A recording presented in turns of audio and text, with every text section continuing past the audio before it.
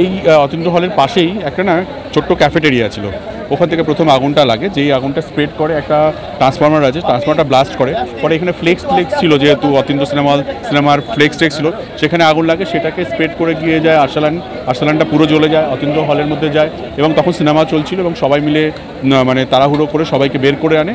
কোনো হতাহতের খবর নেই, কিন্তু খুব খারাপভাবে বিল্ডিংটা চলে গেছে। দেখুন, এইগুলো প্রশাসন দেখবে যে কেন কীভাবে ঘটেছে, কি না করলে না ঘটতে পারতো না, সেগুলো প্রশাসন অবশ্যই দেখবে। আমরা প্রশাসনকেও বলেছি যাতে আগামী দিনে এরকম ঘটনা না ঘটে। বাট এই মুহূর্তে সবথেকে বেশি ইম্পর্টেন্ট হচ্ছে যে ভিতরে যদি আরও আগুন লেগে থাকে, আগুন থেকে থাকে, সেটাকে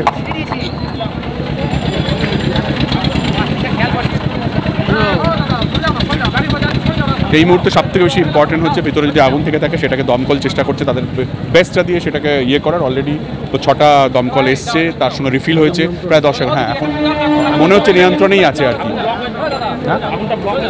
হ্যাঁ, হয়েছে, কিন্তু কোনো হতাহতের কোনো খবর এখনও আমাদের কাছে এসে পৌঁছায়নি। ভিতরে দমকলের সমস্ত লোকজনরা রয়েছে, প্রশাসন, পুলিশ প্রশাসন পুরো ভিতরে রয়েছে।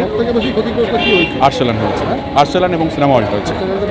হ্যাঁ, সবই ক্ষতিগ্রস্ত হয়েছে। এখনও কোনো খবর নেই, মনে হয় কোনো কিছু হয়নি। পাশে তোমার বাড়ি রয়েছে, মানে মানে অতীন্দ্র হলের লোকজনরাই থাকে, বাড়ির লোকজন, সেখানে ধোঁয়া চলে গেছে। তো দমকলের হ্যাঁ এখন খুলে দিচ্ছে, এখন জাস্ট যেহেতু আগুনটা লেগেছিল খুবই কম সময়ের মধ্যে পুরো ঘটনাটা ঘটেছে আর কি। এই জাস্ট না, হ্যাঁ, আগুনটা বড়ই লেগেছিল। 6টা ইঞ্জিন আমি দেখতে পাচ্ছি, সেটা রিফিল করেছে, 10-11টা তো হবে মানে ওভারঅল।